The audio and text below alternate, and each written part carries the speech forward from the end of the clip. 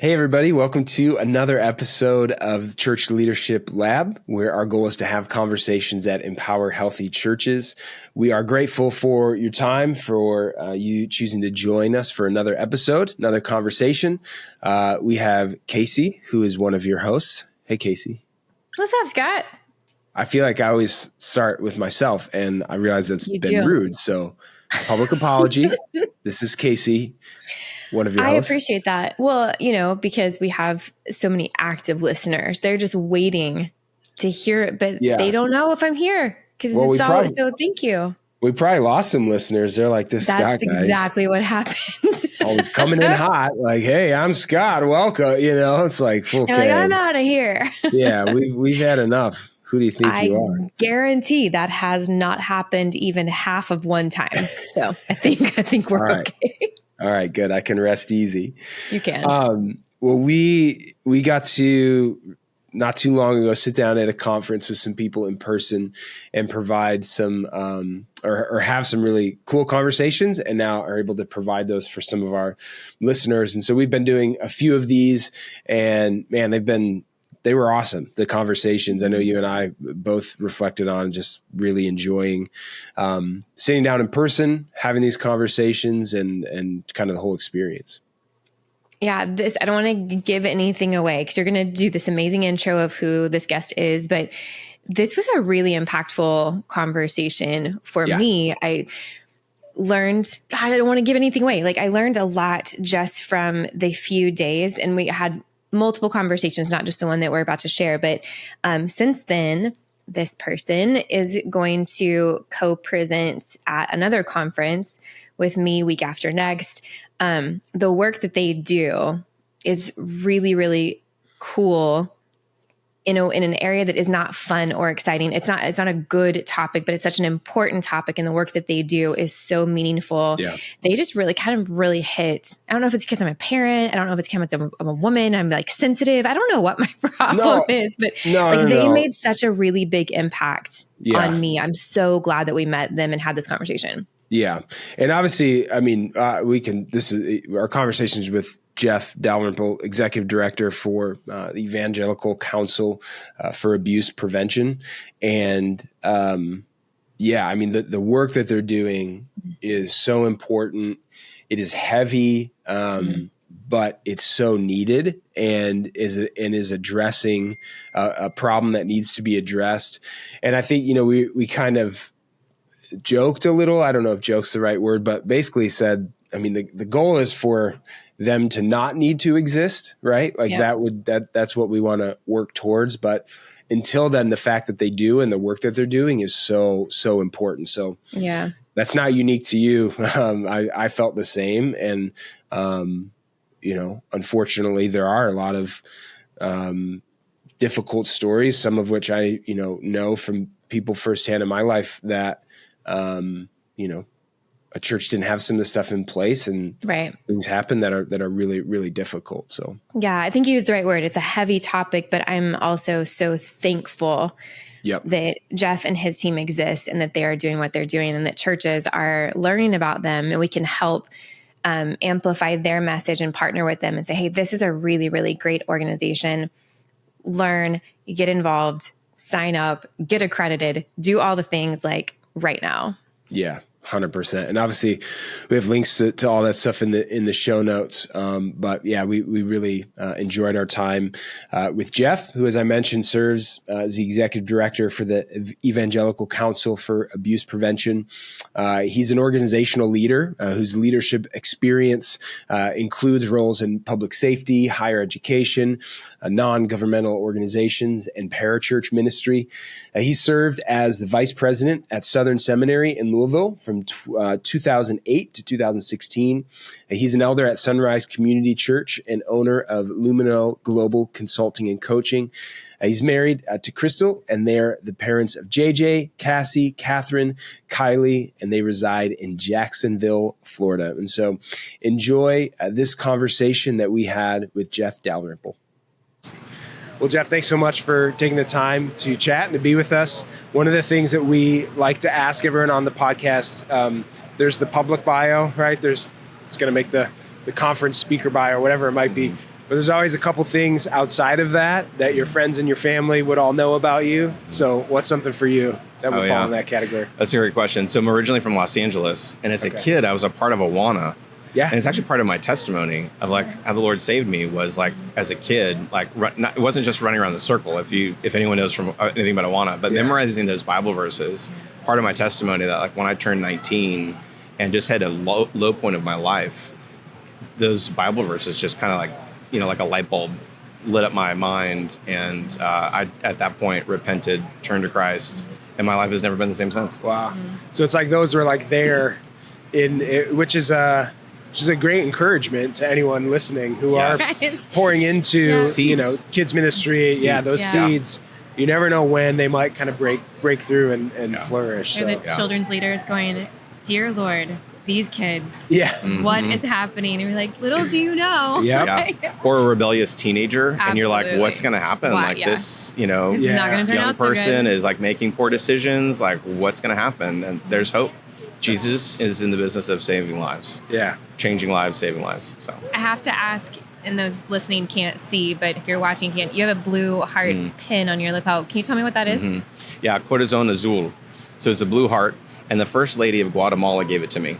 Wow. So I got to go on a trip 4 years ago to Guatemala with a ministry called One More Child. They're actually here. They are. They're incredible. They're doing really good work. And so Dr. Jerry Haig and the team went down, and I didn't know anything about anti-human trafficking.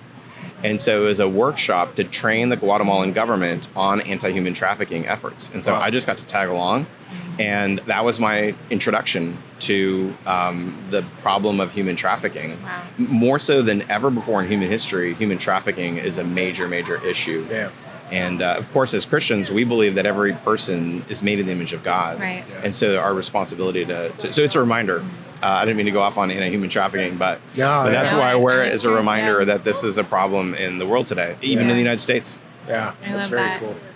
Well, connecting it back to what you do and why you're here, you are executive director, correct, by title, of the Evangelical Council for Abuse Prevention. Affectionately ECAP. ECAP from here on forth in this podcast. Yes, it's a mouthful. Yes, it is, and I will get the words all wrong. So I would love for you to tell us in your own words what ECAP is, where it came from, why it exists. We know why it exists, unfortunately, but tell us what you guys do. Yeah, it is unfortunate that ministry it needs to exist. So we do abuse prevention for Christians.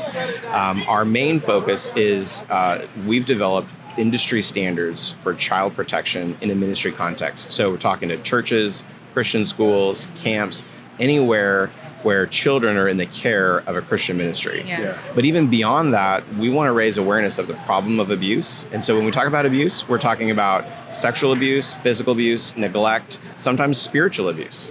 So kind of 4 categories to think through when you think of abuse. And our job, our role, our mission is to help raise awareness that abuse is taking place, and we're looking for biblical solutions that honor King Jesus to help the church create safe places for kids to hear the gospel.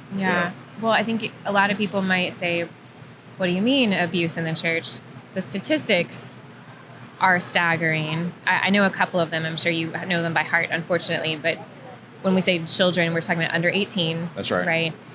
Right? 1 in 4 females, 1 in 7 males.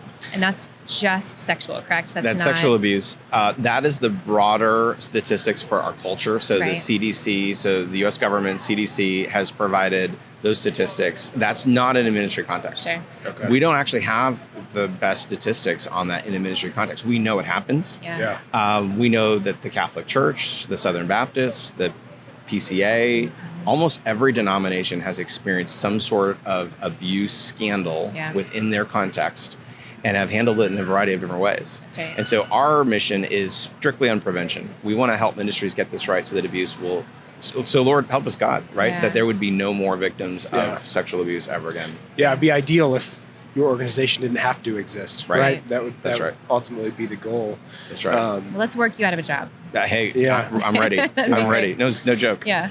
What are, I think of the conversations that I've had, the things that I've sort of been responsible for in ministry to get in a place, or to, and obviously the goal for every church, every ministry leader, is to have a safe environment that is again, providing an environment where kids can be poured into, discipled, loved, all of that. What are maybe some misconceptions, though, that pastors and church leaders have when it comes to providing that environment and doing what's necessary, to protect from abuse? Yeah. Well, the two biggest threats that we have, which are the root of what you're asking, is ignorance. It'll never happen here. Right. Or busyness. So ignorance and busyness are our two greatest threats, not just to us as a ministry, but frankly to the concept of child protection and child safety in a ministry context. So regardless of your relationship with ECAP, or maybe you can't sign our statement of faith or something like that, but get these issues right. And our child safety standards are available for free on our website.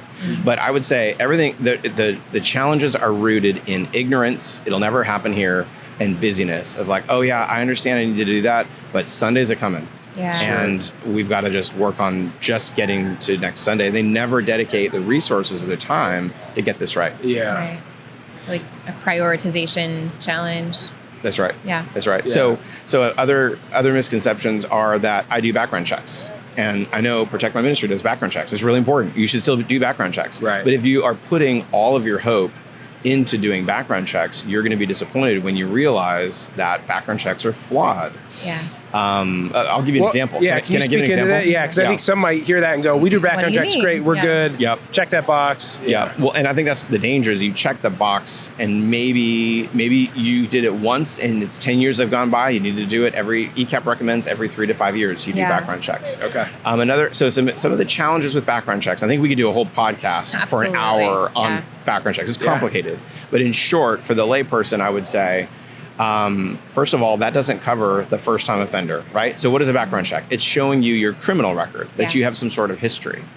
But the problem with background checks is that they're county based. There's like 3,300, 3,500 counties across the United States of America. And the judicial system's all rooted in those county courthouses. Yes. On top of that, so you have first time offenders, you have a complex network of courts, and they don't all talk together. They don't all communicate and share their information. You've got sanctuary counties. So if you're in Chicagoland, Cook County is a sanctuary county. So to get background records, if you've been convicted of a felony or some sort of crime in Cook County, you have to walk into the courthouse. Wow. It's not available digitally. So if I'm running your background check, you have to go, and there's several of those counties across the United States. Furthermore, you've got plea downs. So it's gone through the process. Maybe someone's records have been expunged or sealed or something like that. So it's problematic, but you still need to do it. Well, going back to the statistics, right, you elaborated that that's not just in the church, and the church doesn't have, and I say capital C church, like no specific denomination. Yes. We don't have the best records. I don't want to go too far into this, but we don't have a history of treating abuse as a criminal issue. We have a history of that's a moral or an ethical issue that we handle in-house, so to speak. Right. So there's a lot of that there's not a record of because it was never recorded in a judicial system. Right. Right. Yeah, So in a court of law. kind of to your point, doing that check isn't going to capture a lot of history that we're maybe assuming it would. That's right. And then, so you got the first time offenders, and then I think it's something like 16%. Forgive me, I don't have the citation for I like to give statistics and cite the sources. No problem. We'll look it up for you. I believe it's 16% of sexual abuse is actually reported. Right. Wow. Yeah. So your background check's not going to catch that not reported, not convicted incident. Yeah. Is it, I think I remember like 90% of abuse is by someone that you know. That's right. So I can only imagine if I know this person, the likelihood of me reporting that in a judicial system has got to affect that low record rate. Right. What if it's a family member or someone who has had influence in your life or some sort of authority figure? And that would be another type of abuse is that whenever you have an authority figure, and that's defined by the victim in the case. So you have someone who's like discipled and mentored them, and they might both be adults, and they might say consenting, whatever. But the fact that you have some sort of like influential relationship in that situation makes it abuse. Yeah. Well, you're right. That is we could go the whole episode just on that, but I think you've helped explain checking that background check box is not enough. There's so much else we need to understand. But still do it. Yeah. Let me give another example on the background checks just really quick, because I know we have other things to talk about. So I grew up in Los Angeles. I lived in Louisville, Kentucky for 10 years, and now I live in Jacksonville, Florida. So your listeners should ask the question, what background check should you do on Jeff Dalrymple if I showed up? Right. Yeah. Well, now geography for 100, please. Because in Louisville, Kentucky, your listeners might know that it's across the river from Indiana. So should I do a background check in Indiana? Yes. Jacksonville, Florida is on the border of Georgia. So should I do a background check in Georgia? Yes. And how do I know where you lived when I've only got your current address? Yes. So even in the screening process, you want to capture that application that includes a residential history going back. We recommend 7 to 10 years. So back to that busyness factor. Now that I know all of that and I know how busy I am, like, oh my word, there's no way. Yeah, but again, I think like if a church's goal, which I think most churches would agree, is to create disciples. What I'm trying to say is your busyness is potentially and most likely opening a door for something that could destroy that for somebody. Yeah. For the way, especially that abuse in the church. I mean, abuse in general, but it's certainly abuse in the church. That's right. Has unbelievable spiritual ramifications. That's right. It's like cancel the to-do list. So one of the attorneys that we've consulted with, he uses the term, it's a ministry ender. Absolutely. Like for the ministry you represent, maybe it's a church, maybe it's your career. Yeah. Like if this is mishandled, it could shut the whole thing down. So we look at it as Christians. We look at it that this is a Great Commission issue. Yeah. We look at this as a matter of biblical stewardship. Yes, you need to be thinking about risk management. Yes, there's legal considerations, but we believe that the why behind what we do is a gospel issue. Yeah, absolutely. I love that. Yeah. Well, you guys do a really good job of understanding what the challenge is, but you've provided this accreditation process. So I'd love for you to explain that, because it provides the actual, but now what? Sure. We painted a really grim picture. Yes. Like, this is a huge problem. It's overwhelming. I don't know what I don't know, which turns out I didn't know a lot, and this could end my career and close my doors. But you guys have built this accreditation program that spells out how to fix that. Can you speak to that a little bit? Yeah, so accreditation is a fancy word for transparency. So the process is annual. So the hard work is really in the beginning. So you build out your child protection program. When I talk about a child protection program, I'm just talking about everything your church or your ministry does to serve kids. Yeah. And that would include your policies. And maybe I could give that 5 pillars right now. I If it's love that. okay. So just kind of an outline of like, what is a child protection program? So governance, screening. So we've already talked about screening extensively. Training, which Protect My Ministry provides great training. Operations, this would be whenever kids are in the care of the ministry. So check-in and check-out procedures for younger kids, or transporting kids to summer camp, or VBS. We want to make sure that all of those policies, maybe it's about ratios of adults to minors, those types of things, and operations. And then the 5th category would be a response, and having a response plan before there's ever an allegation of abuse. And part of that, and this is what I challenge your listeners to pay attention to, is by the time this podcast is over, I hope that your listener knows the mandatory reporter laws in whatever jurisdiction they're at. So these are typically based on state laws. So any of the 50 states in the United States or U.S. territories, every single one has a different mandatory reporter laws. And if you are serving in a ministry, if you're serving children or youth, you have got to know what the mandatory reporter laws are in whatever state. In Florida, where I live, it's pretty simple. It says if you, so anyone, suspect abuse has taken place, you have to call DCPS or whatever agency, Children and Family Services, or law enforcement. Call 911 and report it to law enforcement. So that's my challenge to your listeners: is know what your mandatory reporter laws are. Some states like Colorado, they provide a list of roles. You're a first responder, you're a teacher, you're a doctor. These roles are mandatory reporters. Sure. Is there and this just might be as simple as Googling it, but for somebody who just heard you say that and they're like, I don't know what mine are. Simple Google search. Is there a spot that they can go? RAINN, RAINN. I think I'm looking it up right now. Can I do that while we're recording? Do that. We'll also make sure to link to it. Yeah, I think it's rain.org, and I will confirm. I mean, these are the things that I a lot of our listeners are smaller churches, smaller staffs. They go, oh my goodness, this is all new information. Where do I go? Like, cool. Perfect. RAINN.org. Okay. Yeah, and we'll make sure to put a link to that. But that's a great first step to start with. Knowing it sounds what to like. do. Yeah, knowing what to do. And when we talk about abuse, I mentioned this earlier, but abuse can be internal. So it's happened in one of your ministry programs, or it can be external. Yeah. So maybe you're a Sunday school worker or a Christian school teacher, and you recognize indicators of abuse of a child, that maybe the abuse has happened at home, God forbid, or in some other context. Yeah. Know what to do. And again, this is where Protect My Ministry has a great resource to say, hey, here's indicators of abuse. Right. Know what to do when you see these things. Which again speaks to like if looking to care for the child, not just in I'm going to care for you, for an hour and a half, make sure you don't eat any crayons or whatever it might be. Is it wrong to eat crayons? Yeah, probably. How old is the child? I don't know. Yeah. We'll let parents decide on that one. But saying, I actually want to see you holistically grow as a disciple of Jesus and grow as a loved, holistic person. Like that's where there's actually opportunity to do that in ways more than just maybe teaching a lesson or supervising or serving, but to actually be that person who can transform a child's life because you said something and because you said this doesn't seem right. I think that's really a powerful reminder, for those serving in that capacity.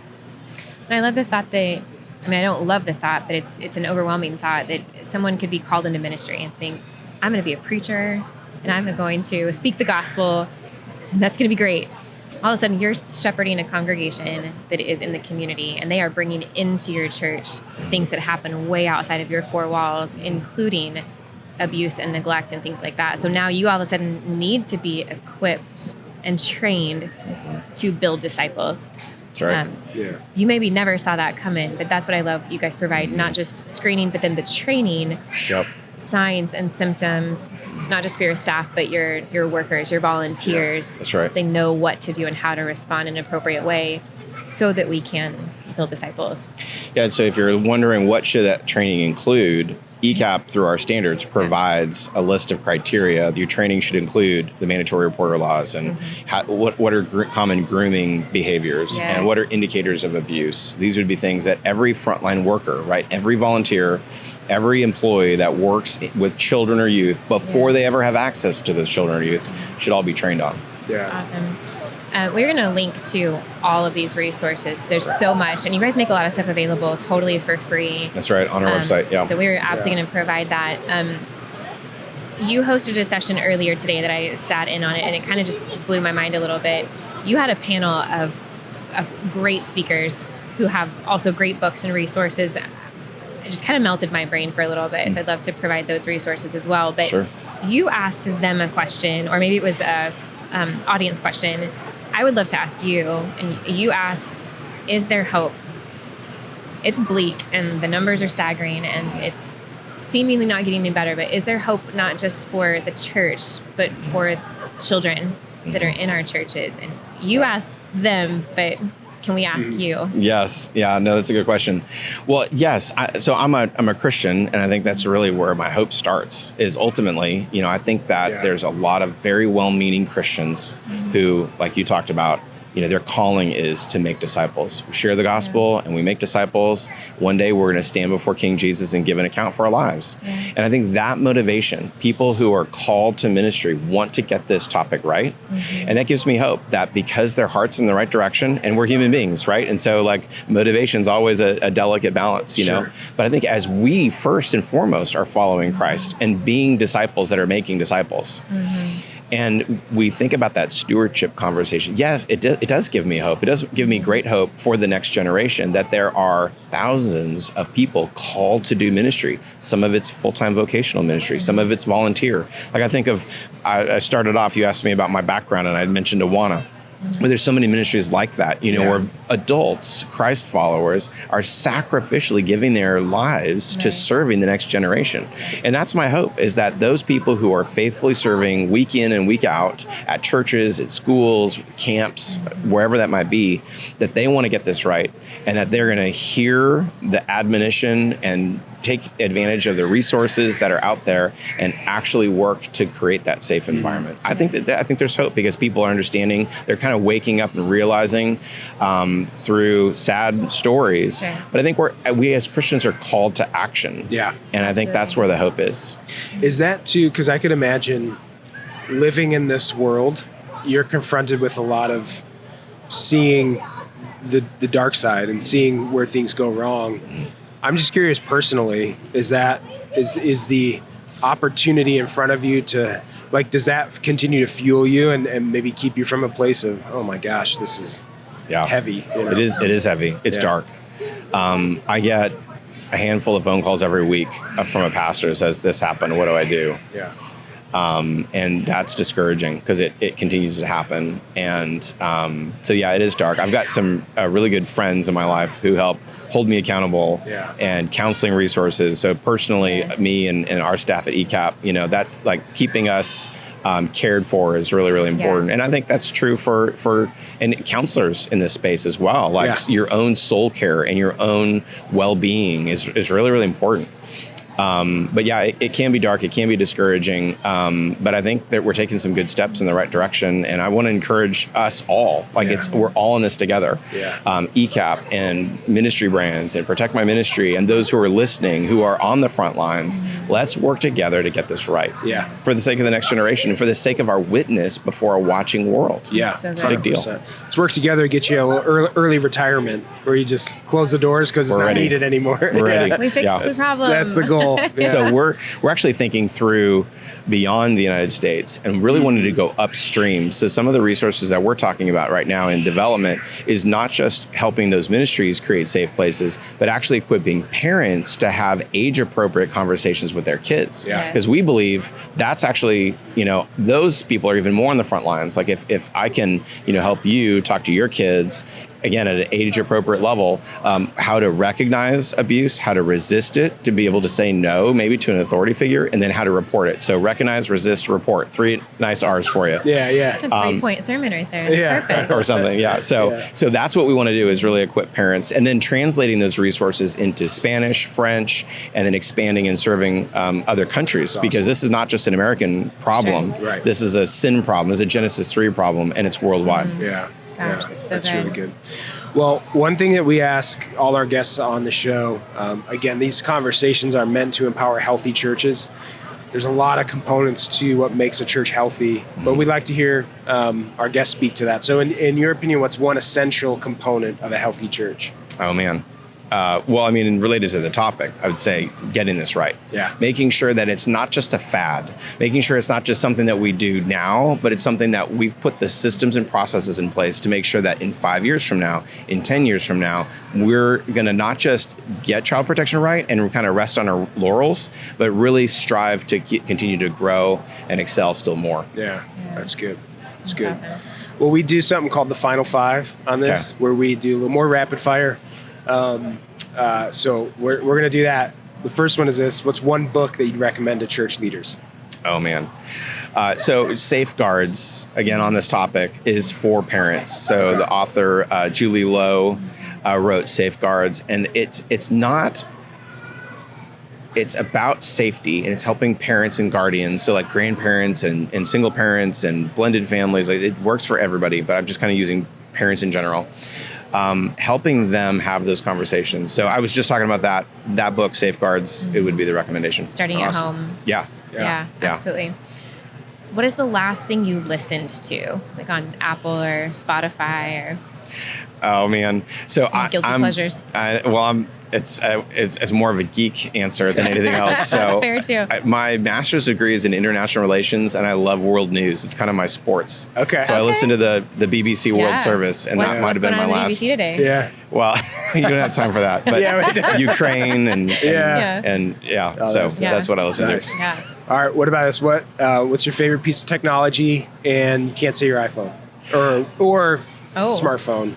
No, I love that you assume that I have an iPhone, and I am our whole family are Apple. I feel like it's a commercial for Apple, but next to that, my MacBook Pro, like I don't know what I'd do without that thing. So have computer will travel kind of, I use that thing. If something happened to it, I'd be in a world of hurt. Trouble. Just Yeah. mild panic attack. Yeah. Because there's some things you just can't do on the phone. Maybe I just dated myself. Yeah. You can No, edit that out, no. right? No, I'm the same way. I totally agree with you. Yeah. Is there a piece of wisdom, a quote, words of advice that have just stuck with you throughout the years? Piece of advice or a quote. So many options. Oh man, that's a good question. It's a tricky one for me. I know. You know, leaders are readers. So you talk about books, and that's a quote I think about all the time. Is that whole idea of innovating and learning and always growing, Yes. not getting to a point where you've done it all. figured it out. Always. Yeah. And so that's why I like your question about what book did you read last. It suggests that you should always be reading something else. Yeah. Right. Yeah, Yeah. that's good. All right, last one. What is one thing you'd like to communicate to our audience of church leaders? So I mentioned the know your mandatory reporter laws in your